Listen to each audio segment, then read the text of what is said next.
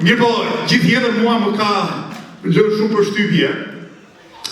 Një thënë një urim, që besoj se ja kam dalë ta realizoj jetën time, edhe ajo është zgjidhi shoqet e shokët më të mirë se vetja. Unë ja kam arritur.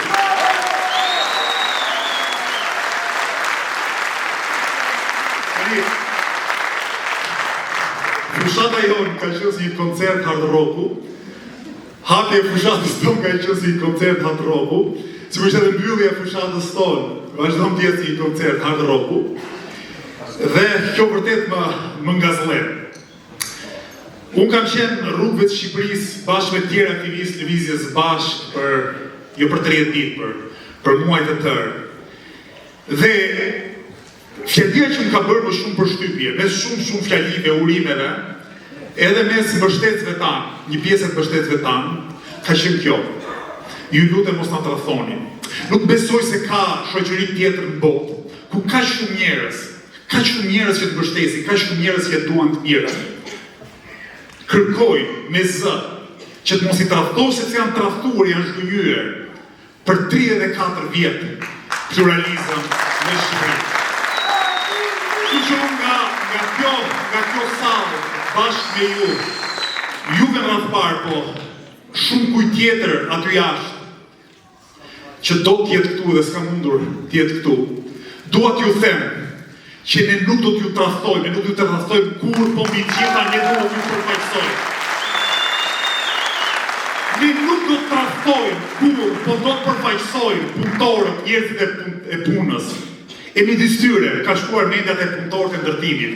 E atyre që punojnë në skelë, e atyre që her pas here bien nga skela, e atyre që kur kalojnë afër pallateve që ata ndërtojnë, na e bëjnë me dorë nga skela, edhe na japin frymëzim. Ne nuk do të tradhtojmë, por do të përfaqësojmë pensionistët. E në radhë parë ata pensionistë që për 8 protesta radhazi kanë ardhur në diell e në shi, nga nëntori në janar.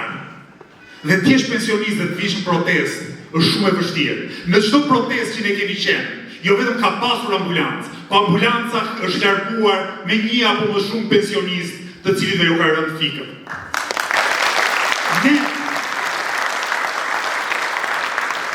Ne do të përfaqësojmë, nuk do të tradhtojmë kur, po do të përfaqësojmë tregtarët, dyqançitë e vegjël.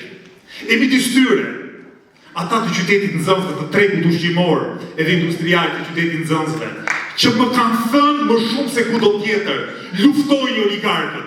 Kur nuk kam dëgjuar ka shumë shoqëri shqiptare kritikën, revoltën ndaj oligarkisë ekonomike, ndaj atyre që nuk kupton asnjë politikan, që përmend emrin përveç aktivistëve të lëvizjes bashkë, se sa dhe për tregjet e Shqipërisë. Ne nuk do të tradhtojmë kur, po do të përfaqësojmë të rinjt, e midis tyre studentët, ata që po mbrojnë me thonjë, shpresën se në vendin tonë mund të qash nëpërmjet shkollës.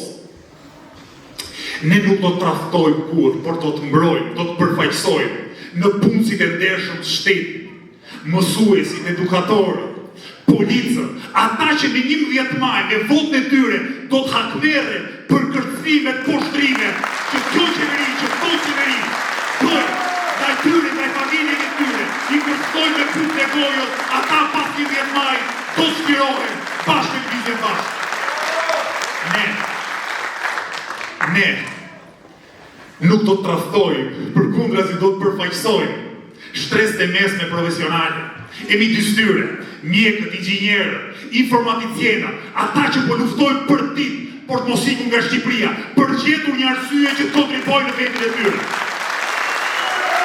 Ne nuk do të tradhtojmë, por do të mbrojmë, do të përfaqësojmë emigrantët shqiptarë, shtetin tonë social të munguar, ata që mbajnë me bukë, me jetë, me ilaçe, 700 kusur mijë pensionistë. Ne nuk do të tradhtojmë, ne do të mbrojmë, ne do të përfaqësojmë bujshit shqiptarë, femerët shqiptarë, sidomos ata fermerë që u ka ardhur shpirtin më të hundës dhe her pas here derdhin kanale në mënyrë demonstrative produktet e tyre bujqësore dhe ngrejnë zërin me revoltë. ne lëvizja bashkë nuk do të traftojnë, por do të mbrojnë, do të përfaqësojnë, edhe ata që nuk do të votojnë, do të këto zgjedhje. Adoleshentët, ata shumë prej cilëve na shkruajnë, vinë këtu mes nesh dhe u vjen shumë i natë që nuk kanë mbushur akoma 18 vjeç në datën 11 mars. Po ne një gjitha nuk do të traftojnë, se s'kemi si të traftojnë, po do të mbrojnë, do të përfaqësojnë. Ajrë, Dejarë, Kroni, Lini, Ana, Eroni dhe gjithë fëmijët e Shqipërisë që nuk kanë hapësira kulturale, po ata i kanë të mëdha. Ne sigurisht do të mbrojmë dhe përfaqësojmë interesat e një populli tërë. Mirë po, mua duke ardhur fundi fjalës time, do doja shumë të falenderoja shumë nga ju, aktivistë televizjes bashkë, ata për të cilët besoj një lloj si unë. Këto ditë janë ditët më të rëndësishme të jetës tyre. Dhe pas 11 maj, ne do të përpiqemi që populli shqiptar, qytetarët e Republikës Shqiptare, të kenë ditët më të bukura të jetës tyre. Dhe kur mendojmë për aktivistë televizjes bashkë, gjithmonë në media më shkon te ndonjë poet, e sigurisht një nga poetët që unë kam për zemër, Fanolit, do ripërmend Maratondomahun, po ca vargje të tjera. Fanolit, e dini historinë, viti 490, pare rësor, beteja e Maratonos, një ushtri gjigante persësh, edhe qytetarët Athinas që mblidhen, bashkohen, luftojnë, fitojnë. Edhe aq e rëndësishme është fitoria sa i thonë njëri prej tyre, tani ti duhet vraposh 40 kilometra. Duhet vraprosh e t'u japësh lajmin demosit popullit Athinës se ne fituam. Edhe u nis njëri prej tyre me vrap 40 kilometra.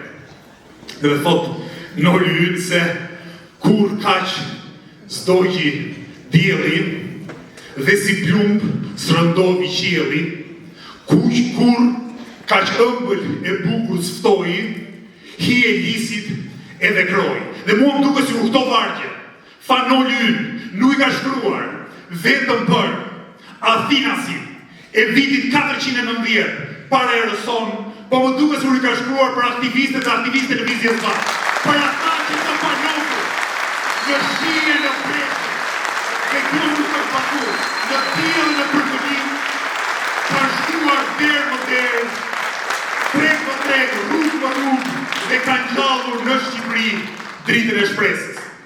Gjithsesi, unë e nisa këtë fushat me vargjet e ndërmjetës. E do ta mbyll me vargjet i shkodrani tjetër, i shqiptari tjetër, të madh poezisë, Migjelit. Sigurisht me tua shumë Migjelit, e kam dashur që adoleshent, edhe sot duhet të tua më shumë sepse e kuptoj më mirë. Shkruan Migjeli disa vargje, që në fakt paracakoshme ka kujtuar e mi shoqe, Egla, të lindet i njeri, shkruan Migjeli, të lindet i njeri i madhë si madhni, dhe ndërgjegjet tona t'i ndezi në dashni, për një ide të re, ideal bujar, për një agim të lumë e të drejtë kombëtar. 100 vite më parë, poeti i madh, të mendje dhe të zemrës zjarë, ky njeri shëndet lik, shpesheri vetmuar, nga njerë shpres plot, po më shumë i dëshpruar, kërkon të lindë një njeri. Ne nuk kërkon të lindë një njeri, lene më një njeri. Sepse ne e dim që kur poezia kthehet në frymë, nuk lind një njeri, po lind një shumësi. Një shumësi që me vullnet, me pasion për drejtësinë, do ta transformoj vendin tonë në një agim të lumë e të drejtë kombëtar. Kjo frymë, kjo shumësi ka një fytyrë